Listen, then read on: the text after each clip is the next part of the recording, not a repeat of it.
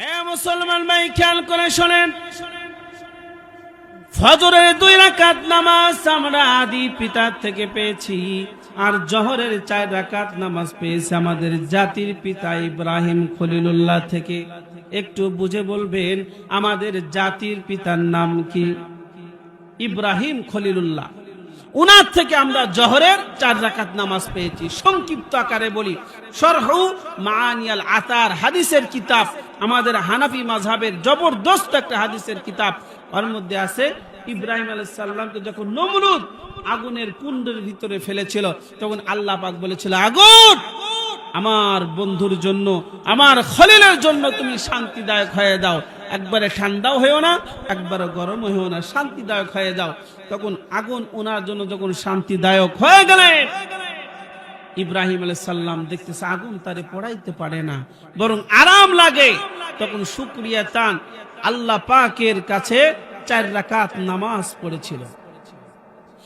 আমার আল্লাহ বলতেছেন, হাবিব ওই ইব্রাহিম নবীর 4 রাকাত নামাজ আমার এত ভালো লেগেছিল, আমি আল্লাহ পাক ওই 4 রাকাত নামাজকে সুন্দর করে হেফাজতে রেখেছিলাম। আজকে আসমান ভেদ করে আরশে মহল্লায় এনে আপনাকে এই ইব্রাহিম নবীর 4 রাকাত নামাজ জোহর হিসাবে দিয়ে দিলাম। আপনার কোন গুনাহগার উম্মত যদি এই 4 রাকাত নামাজ আদায় করে, তাহলে ইব্রাহিম খলিলুল্লাহ ওই আগুনের মধ্যে দাঁড়ায় নামাজ পড়েছে, ইব্রাহিম আলাইহিস সালাম যে পরিমাণ সওয়াব পেয়েছে, আপনার ওই জোহর নামাজ আদায়কারী উম্মতকে সেই পরিমাণ সওয়াব দেওয়া হবে। তাহলে কয় রাকাত পেলাম? 6 রাকাত। এবার আসর নামাজ আসেন ভাইজান। কোরআনুল কারীমের ভিতরে একটা নবীর নাম আছে, হযরতে শুআয়ব আলাইহিস সালাম, না উযাইর আলাইহিস সালাম। হযরতে উযাইর আলাইহিস সালাম একটা নবীর নাম আছে। এই উযাইর আলাইহিস সালামের আরেকটা ভাই ছিলেন উযাইজ আলাইহিস সালাম। একটু খেয়াল করে শুনেন, এক ভাইয়ের নাম হলো উযাইর শেষে র দিয়ে, আর এক ভাইয়ের নাম হলো উযাইজ শেষে বরকিত ঝ দিয়ে, উযাইস। উযাইর এবং উযাইস এই 2 ভাই একই দিনে তারা জন্মগ্রহণ করেছে এবং একই দিনে মারা গেছে। কিন্তু এদের ভিতরে একটা খোদা তাআলার কারিশমা হলো, একজন 100 বছরের বড় আর একজন 100 বছরের ছোট। বলেন, একই দিনে জন্ম, একই দিনে মরণ, এর ভিতরে 100 বছর একজন বড়, 100 বছরের ছোট। কেমনে? এই জিনিসটা জানতে গেলে আসর নামাজ আমরা পেয়ে যাব ইনশাআল্লাহ। একটু খেয়াল করে শোনেন, একদম কুরআনুল কারীমের ভিতরে ঘটনাটা আছে। হযরত উযাইর আলাইহিস সালাম এবং উযাইস এরা 2 ভাই, 2 জন নবী ছিলেন। 2 জন একই দিনে জন্ম হওয়ার পরে সর্বপ্রথম উযাইর আলাইহিস সালামকে আল্লাহ পাক নবুয়তি দান করলেন। নবুয়তি পাওয়ার পর উম্মতদেরকে বললেন, দেখো আল্লাহ পাক আমাকে নবুয়তি দান করেছে, আল্লাহকে এক জানো, আল্লাহকে এক মানো, এক আল্লাহর দাসত্ব করো, ঘুষ খাও না, সুদ খাও না, অন্যায় অপরাধ করো না, সমস্ত খারাপ কাজ থেকে বাধা দিলেন এবং ভালো কাজ করার জন্য উৎসাহিত করলেন। কিন্তু কেউ মানে না। উনি বললেন, তোমরা যদি আমার হুকুম না মানো, তাহলে আল্লাহ পাক তোমাদের উপর একটা গজব দিবেন। এই গজব হলো তোমাদের উপর জালিম বাদশা নিযুক্ত করে দিবে। তোমরা আমার হুকুম মানো, জালিম বাদশা থেকে বাঁচবে। কিন্তু উম্মত মানে না। শেষে বুখতে নাসর নামে একজন জালিম বাদশা, যিনি ওয়াল বিশ্ব রাজত্ব করেছে। ভাইরা, ওয়াল বিশ্ব রাজত্ব করেছেন 4 জন লোক। এর ভিতরে 2 জন মুসলমান আর 2 জন বিধর্মী। 2 জন মুসলমানের ভিতরে একজন সুলাইমান আলাইহিস সালাম আর একজন বাদশা জুলকারনাইন। আর বিধর্মীর ভিতরে 2 জন ছিল, এক নাম হলো নমরুদ আর একটা হলো এই বুখতে নাসার। এই বুখতে নাসার ওয়াল বিশ্ব রাজত্ব করেছে, কিন্তু এই উযাইর আলাইহিস সালামের উম্মতদেরকে ধরে নিয়ে জেলে ভরে রাখছে। এটা তো আমাদের জগতের নিয়ম। যারা হকপন্থী, যারা হক কথা বলবে, এদেরকে জেল খাটতে হবে। সমস্ত নবীদের সুন্নাত। জেলে ভরে রাখছে, উম্মতও জেলে, নবীও জেলে। জেলে যাওয়ার পরে উযাইর আলাইহিস সালাম উম্মতদেরকে ডেকে বললেন, দেখো আমি তোমাদেরকে আগেই বলেছিলাম, তোমরা আল্লাহর হুকুম মানো নাই, এমন জালিম বাদশাহ তোমাদের উপর নিযুক্ত করা হলো, তোমরা এখন সকলেই জেলে, আমি নবী জেলে, আমার উম্মতরাও জেলে। এক কাজ করো, আল্লাহর কাছে তওবা করো। নবী উম্মত আল্লাহর কাছে তওবা করলেন। আল্লাহ রাব্বুল আলামিন বললেন, উযাইর রে যাও, তোমার তওবা কবুল করলাম এবং ওয়াদা দিলাম অল্প সময়ের ভিতরে তুমি সহ তোমার উম্মতরা এখান থেকে মুক্তি পাবে। ভাইরা, লম্বা ঘটনা, মুক্তি পেলেন। মুক্তি পাওয়ার পর উম্মতের মতন উম্মতরা বাড়ি চলে যাচ্ছেন। হযরত উযাইর আলাইহিস সালাম নিজের বাড়িতে যাওয়ার জন্য একটা দুম্বা ভাড়া করলেন এবং একটা শিশির ভিতরে আঙ্গুর চিপে রস করলেন। একদম কোরআনুল কারীমের ঘটনা। চেপার পর ওই আঙ্গুরের চিপা রস একটা বোতলে ভরে ব্যাগের ভিতরে রাখলেন এবং ওনার ওই দুম্বার উপর সওয়ার করে নিজের বাড়ির দিকে রওনা করছেন। যাইতে যাইতে একটা ধ্বংসাক্ত গ্রামের পাশ দিয়ে যাচ্ছে।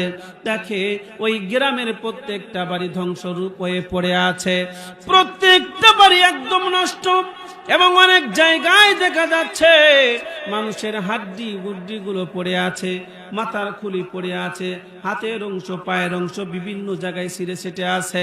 এমন অবস্থা দেখে হযরতে উযাইর আলাইহিস সালাম আল্লাহর কাছে বললেন, আল্লাহ, এমন মানুষগুলোকে তুমি কেমনে আবার জিন্দা করবা? আল্লাহ, তুমি তো বলেছো, তুমি মৃত্যুকে জিন্দা করবা, এই মানুষগুলোকে তুমি আবার কেমনে আবাদ করবা, জিন্দা করবা?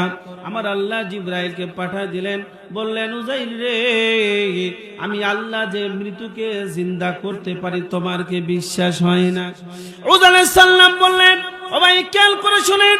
উযাইর আলাইহিস সালাম বললেন, আল্লাহ, বিশ্বাস তো আমার দিলের মধ্যে আছে, একটু চোখে দেখে চোখের শীতলতা আনতে চাই। নবীদের বুদ্ধি তো দেখেন কি বুদ্ধি।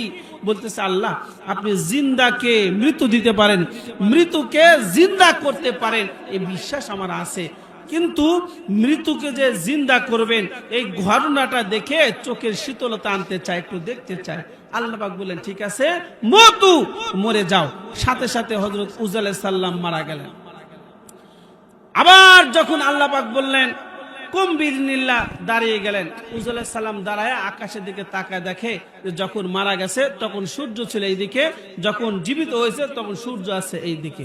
আল্লাহ পাক জিজ্ঞাসা, উযাইর, তুমি যে এখানে মারা গিয়েছিলে আবার তোমাকে জিন্দা করলাম, আচ্ছা বলো তো তুমি এখানে কতদিন মৃত অবস্থায় ছিলা? উযাইর আলাইহিস সালাম আবার আকাশের দিকে তাকালেন, তাকায় দেখে বলতেছেন, আল্লাহ, হয়তোবা হাফ দিন হবে, অর্ধ দিন, অথবা 1.5 দিন। আল্লাহ পাক বললেন, কেন, কিভাবে তুমি বললে অর্ধ দিন তুমি মৃত ছিলে?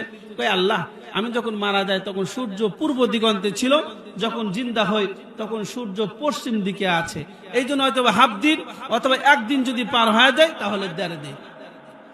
আমার আল্লাহ বলতেছেন, উযাইর, হাফ দিন নয়, 1.5 দিন নয়, আমি আল্লাহ রাব্বুল আলামিন এই জায়গার ভিতরে তোমাকে 100 বছর পূর্ণ মারা রেখেছি। সুবহানাল্লাহ।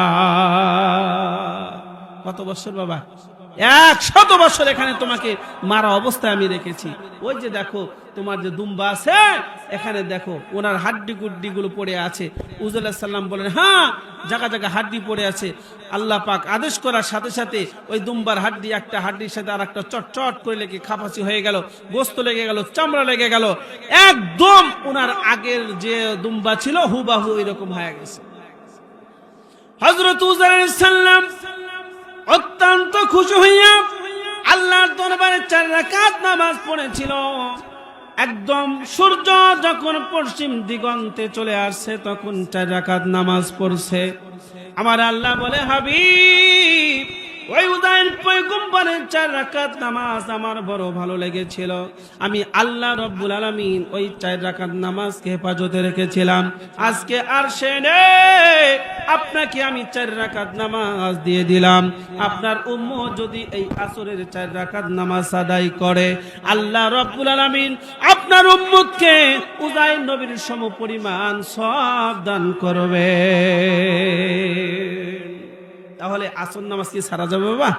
উযাইর আলাইহিস সালাম 100 বছর উনি মরণ অবস্থায় ছিলেন, আবার জিন্দা হওয়ার পর যে পরিমাণ সওয়াব পেয়েছে সেই পরিমাণ সওয়াব আমরা আসর নামাজ যদি পড়ে থাকি তাহলে পাবো।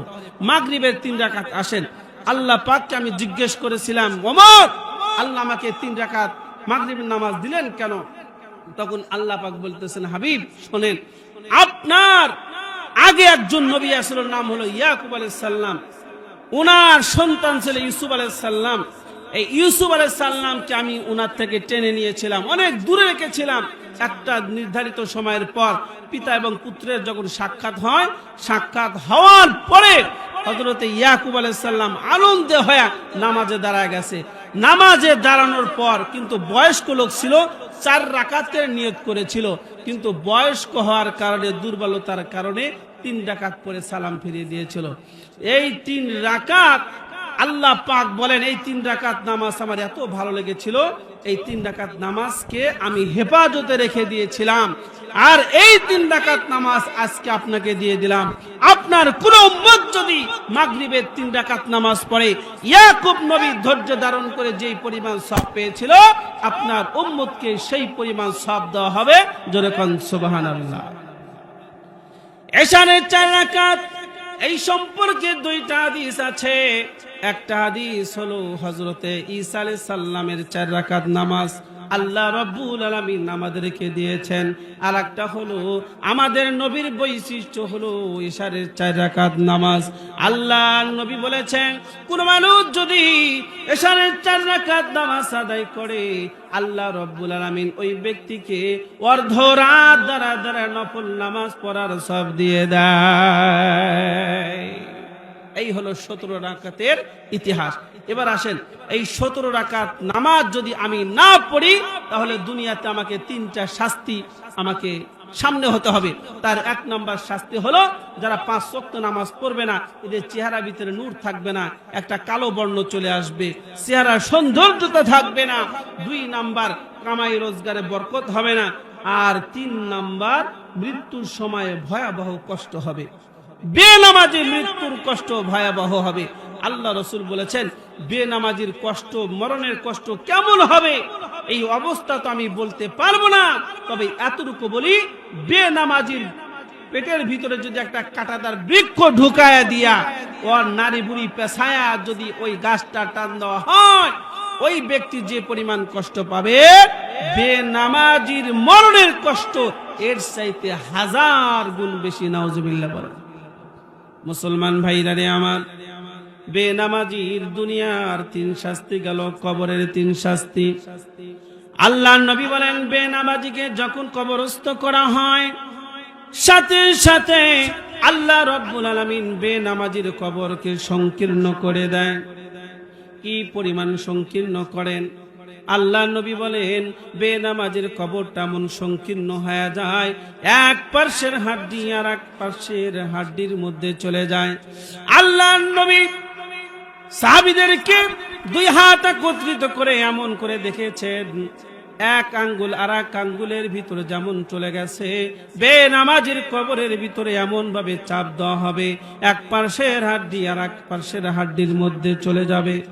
2 নাম্বার, বেনামাজির কবর অন্ধকার হবে, কোনো ধরনের নূর থাকবে না। আর 3 নাম্বার হলো, বেনামাজির কবরে কঠিন শাস্তি হবে। হাদিস শরীফে বেনামাজির যত শাস্তি রেখেছে, তার ভিতরে 2টা শাস্তি গ্রহণযোগ্য। তার 1 নাম্বার হলো, আল্লাহ নবী বলে, বেনামাজি ফজর পড়ে নাই, ওই ফজর না পড়ার কারণে তার কবরের ভিতরে এমন একটা সাপ নির্ধারণ করে দেওয়া হবে, যে সাপের বিষ সম্পর্কে আল্লাহর নবী কোনো কথা বলেন নাই, শুধু নিঃশ্বাস সম্পর্কে বলেছেন।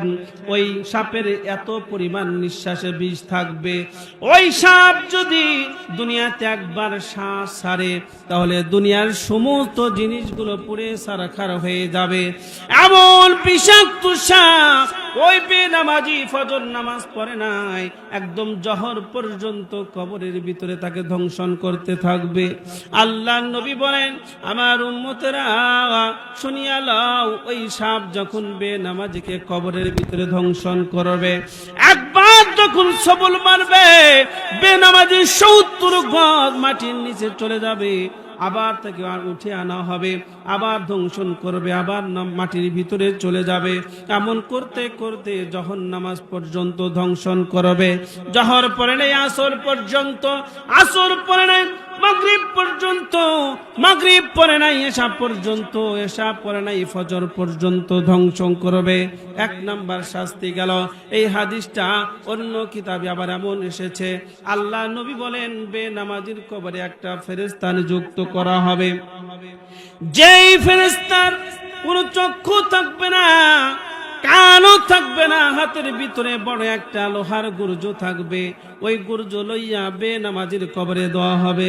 আল্লাহ নবী বলেন, ও আমার সাহাবীরা শোনো, মন লাগায় শোনো, ওই ফেরেশতার দিকটা এমন হবে, বেনামাজিকে কবরের ভিতরে একটা করে গুর্জ মারবে, একদম ছিন্ন বিচ্ছিন্ন হয়ে যাবে। আবার যখন ঠিক হয়ে যাবে আবার মারবে। বলে এশার পরে নাই ফজর পর্যন্ত মারবে, ফজর পরে নাই জহর পর্যন্ত মারবে, জহর পরে না আসর পর্যন্ত এমন ভাবে গুর্জ মারতে থাকবে। বলে আসর পরে নাই মাগরিব পর্যন্ত মারবে, মাগরিব পরে নাই একদম এশা পর্যন্ত মারবে, এশা পরে নাই ফজর পর্যন্ত মারতে থাকবে। এই জন্য ভাইজান আপনাদের কাছে একটা আমি উদারত আহ্বান রাখবো, যারা দুনিয়াতে সজ্ঞান আছি, বালেক আছি, কোনো সময় 5 ওয়াক্ত নামাজ ছাড়বো না। একটা ইট রেখে ওই ইটের উপর যদি আর একটা ইট দিয়া আমার আঙ্গুলকে বাড়ি মারি সহ্য করতে পারবো না, কিন্তু ওই কবরের ভিতরে এই জাহান্নামীর ফেরেশতার আঘাত কিন্তু সহ্য করার ক্ষমতা আমাদের নাই। আছে ভাই? নাই। এই জন্য আমাদেরকে 5 ওয়াক্ত নামাজ পড়তে হবে। এবং আপনাদের কাছে আর হাসরের মাঠে 3 শাস্তি বলার আগে আপনাদের কাছে একটু উদারত আহ্বান রাখি। আপনাদের এখানে মসজিদ আছে, ওই মসজিদের জন্য আমার ভাই তরিকুল ইসলাম সাহেব আপনাদের কাছে কালেকশন করেছে। শেষে এসে আমি আপনাদের কাছে আল্লাহর ঘর মসজিদের জন্য আল্লাহ ও তার রাসূলের পক্ষ থেকে হাত পাতবো এবং মসজিদের জন্য কিছু মুক্ত হস্তে দান করে যাবেন। ইনশাআল্লাহ আমি প্রাণ ভরে দোয়া করে দেব। আসেন বাবাজি, আসেন। মসজিদ ভাঙতে চাইবে না। আল্লাহ বলবে, কিরে মসজিদ তুই ভাঙ্গস না কেন? মসজিদ বলবে, আল্লাহ ওই দুনিয়ার জমিনে যাদের অর্থে আমি গঠিত হয়েছি ওই লোকগুলোর সম্পর্কে এখন পর্যন্ত কোনো সিদ্ধান্ত হয় নাই, তারা জান্নাতি না জাহান্নামী। তারা যতক্ষণ পর্যন্ত জান্নাতি না হবে ততক্ষণ পর্যন্ত আমি ভাঙব না। আল্লাহ নবী বলেন, এই মসজিদের হামেল গুলোকে মসজিদ জান্নাতে দেওয়ার পরে তারপরে টুকরা টুকরা হয়ে ভেঙে যাবে। এই জন্য বাবাজি আসেন, আল্লাহর ঘর মসজিদের জন্য মুক্ত হস্তে দান করে যান। আমি গুনাহগার, আপনাদের জন্য তোমার ঘরের এক অংশ আল্লাহ তোমার খানায় কাবার এক টুকরা মসজিদের আঙ্গিনায় বসিয়া আমরা কিছু গুনাহগার বান্দা গুনার বোঝা মাথায় লইয়া আল্লাহ তোমার আলিশান দরবারের মধ্যে 2 খানা করে হাত তুলে ধরলাম। রব্বুল আলামিন আমাদের সাথে আমাদের আম্মা জানেরা আঁচলের নিচ দিয়ে হাত উঠাইছে আপনার দরবারে। আল্লাহ মাগরিবের পর থেকে এখন পর্যন্ত যে আলোচনা হলো, এর যা সব হলো, মা বোনেরা সহ আমার ডাইনে বামে সামনে বসা বাবাজিরা যারা দান করেছে, আল্লাহ এর যা সব হয় মেহেরবানি করিয়া লক্ষ কোটি গুণ বৃদ্ধি করে দিয়ে এ সবের এক অংশ আপনার হাবিবের রওজায় পৌঁছায়া দেন। আল্লাহ বাবা তুমি আজ পর্যন্ত যত মুমিন মুমিনাত কবরে শায়িত আছে, আল্লাহ গো এদের ভিতর যাদের জন্য দোয়া করার মতন কেউ নাই, আল্লাহ এই হাদিয়ার এক অংশ তাদের সকলের আরওয়াই পৌঁছায় দেন। আল্লাহ বিশেষ করে আমরা যারা হাত উঠাইলাম, আল্লাহ আমাদের মাতৃকুল পিতৃকুল শ্বশুর শাশুড়ির বংশে যে যেখানে শায়িত আছে, আল্লাহ আজকের এ হাদিয়া খানা তাদের সকলের আরওয়াই পৌঁছায় দেন। রব্বুল আলামিন অনেক ভাই অনেক বোনেরা আল্লাহ নিজের কষ্ট অর্জিত সম্পদকে তোমার ঘরের জন্য দান করেছে। আল্লাহ আমার ডান পার্শ্বে বসা বাবাজি 1000 দান করেছে। আমার বাম পাশে ভাইজান এবং উনার আব্বা মসজিদের জন্য গেট করে দিবে। আরো সামনে বসা অনেক বাবাজিরা দান করেছে 1000, 2000, 500, 100 টাকা। আল্লাহ যে যার সমর্থ অনুযায়ী দান করেছে, মা বোনেরা বারবার দান করেছে। আল্লাহ সকলের দানকে কবুল আর মঞ্জুর করে আল্লাহ। আল্লাহ বংশের ভিতরে যারা কবরস্থ আছে, ও মাবুদ এই দানের সবখানা তাদের সকলের আরো পৌঁছায় দাও আল্লাহ। মাবুদ রে, এমন সন্তান হাত উঠাইছে, এমন ভাই হাত উঠাইছে, এমন মা হাত উঠাইছে, যে মা যে বাবা, অনেকের মা বাবা উভয় কবরস্থ আছে, অনেকের বাবা কবরস্থ মা জীবিত আছে, অনেকের মা কবরস্থ বাবা জীবিত আছে, অনেকের মা বাবা অনেকে দুনিয়া থেকে বিদায় নিয়ে চলে গেছে। আল্লাহ ইতিম সন্তান হাত উঠাইল, আল্লাহ ইতিম সন্তানের হাতের উসিলাই মা বাবার কবরটা তুমি জান্নাতের বাগিচা বানায় দাও আল্লাহ। গভীর রজনী কুদরতি চক্ষুর দ্বারা তাকায় দেখো গো মাওলা, এমন সন্তান হাত উঠাইছে রে আল্লাহ, যে হাত দ্বারা আমারে কবরস্থ করে আসছে, যে হাত দ্বারা বাবারে কবরস্থ করে আসছে, যে হাত দ্বারা মা বাবার চাঙ্গারির বাস সাজাইয়া 3 মুষ্টি মাটি দিয়ে চিরজনমের জন্য বিদায় দিয়ে চলে আসছে আল্লাহ। ওই সন্তানের হাতের উসিলাই মা বাবার কবরটা তুমি জান্নাতের বাগিচা বানায় দাও আল্লাহ। দুনিয়াতে ছোট ছিলাম, আমাদের ঠান্ডা লাগলে মা বাবা সহ্য করতে পারতো না, গরম লাগলেও সহ্য করতে পারতো না, আরো ব্যবস্থা করতো রে আল্লাহ। ওই মা বাবা কবরস্থ আছে, জানি না রে আল্লাহ কোন অবস্থায় আছে। অনেকের বাবার কবরে হয়তো বা জাহান্নামের আগুন জ্বলছে, অনেকের মার কবরে জাহান্নামের আগুন জ্বলছে। আল্লাহ আজকের মোনাজাতের উসিলায় মা বাবার কবরটা আপনি জান্নাতের বাগিচা বানায়া দেন আল্লাহ। জাহান্নামে ফেরেশতা উঠায় দিয়ে আল্লাহ জান্নাতে ফেরেশতা নিযুক্ত করিয়া দেন।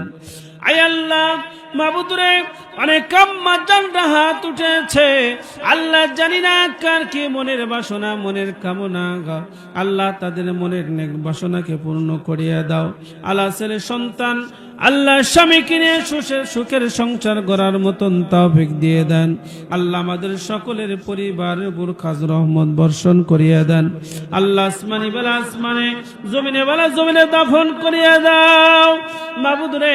দুনিয়াতে সুখময় জিন্দেগি দান করিয়া দাও আল্লাহ, অভাব মুক্ত জিন্দেগি দান করিয়া দাও আল্লাহ, ঋণ মুক্ত জিন্দেগি দান করিয়া দাও আল্লাহ। মাবুদ রে, যাদের সন্তান আদি হয় না আল্লাহ নেক সন্তান দান করিয়া দাও আল্লাহ। যাদের সন্তান আদি আছে আল্লাহ সুশিক্ষায় শিক্ষিত করার মতন তৌফিক দিয়ে দাও আল্লাহ। এমন সন্তান দাও যেন হাসরের মাঠে সুপারিশ করে জান্নাতে নিতে পারে আল্লাহ। হাফেজে কোরআনের পিতা হওয়ার মতন তৌফিক দিয়ে দাও আল্লাহ। আলেমের পিতা হওয়ার তৌফিক দিয়ে দাও আল্লাহ। যুগ শ্রেষ্ঠ আল্লাহ, যুগ শ্রেষ্ঠ আল্লাহ, জ্ঞানীর পিতা হওয়ার মতন তৌফিক দিয়ে দাও মাবুদ রে। আমাদের ভিতরে যাদের পিতা মাতা জীবিত আছে আল্লাহ, পিতা মাতাকে সুস্থতার নিয়ামত দিয়ে দাও আল্লাহ। রোগ মুক্ত দীর্ঘ সুস্থ নেকির হায়াত দান করিয়া দাও আল্লাহ। আমাদের সকলকে 5 ওয়াক্ত নামাজওয়ালা বানায় দাও আল্লাহ। 5 ওয়াক্ত নামাজের মহাব্বত অন্তরের ভিতরে ঢুকায় দাও আল্লাহ। মসজিদ থেকে যখন নামাজের আজান ভেসে আসবে আল্লাহ, রহমতের চাদর দ্বারা পেছায়া মসজিদ হাজির হওয়ার মতন তৌফিক দিয়ে দাও রব্বুল আলামিন। আল্লাহ তুমি তো ডাক্তারেরও ডাক্তার রে আল্লাহ। আমাদের ভিতর যে ভাইরা, যে বোনেরা, যে আম্মাজানের অসুস্থতা আছেন, আল্লাহ মেহেরবানি করিয়া পূর্ণ সুস্থতার নিয়ামত দান করিয়া দেন। আল্লাহ এই মসজিদ করেছে যারা, দুনিয়া থেকে বিদায় নিয়ে চলে গেছে, আল্লাহ আজকের মোনাজাতের উসিলায় তাদের কবরে আযাব মাফ করে কবরটা জান্নাতের বাগিচা বানায় দাও। আল্লাহ যারা জীবিত আছে মসজিদের জন্য ভাবেন, মসজিদের জন্য শ্রম দেন, মসজিদ কাবাত করেন, আল্লাহ সকলকে কবুল করে নাও। আল্লাহ জানে মানে বরকত দিয়ে দাও। আল্লাহ তা মৃত্যু মসজিদের খেদমত করার মতন তৌফিক দিয়ে দাও। আল্লাহ যত ভাই বোনেরা দান করেছে সকলকে কবুল করে নাও। আল্লাহ সকালবেলা অনেকই দান করবে, আল্লাহ বেশি বেশি দান করার মতন তৌফিক দিয়ে দান। আল্লাহ এই মাহফিলের জন্য যারা মেধা দিয়ে, অর্থ দিয়ে, আল্লাহ শক্তি দিয়ে, শ্রম দিয়ে মেহনত করেছে, আল্লাহ সকলকে আপনি কবুল করিয়া লন। আল্লাহ যা চেয়েছি মেহেরবানি করে দিয়ে দেন। আল্লাহ যা চাওয়ার দরকার চাইতে পারি নাই, মেহেরবানি করে আমাদেরকে তাও দিয়ে দেন। ওয়া সাল্লাল্লাহু তাআলা আলা খায়রি খালকিহি মুহাম্মাদিন ওয়া আলা আলিহি ওয়া আসহাবিহি আজমাইন। আমিন আমিন বিরহমাতিকা ইয়া আরহামার রাহিমিন।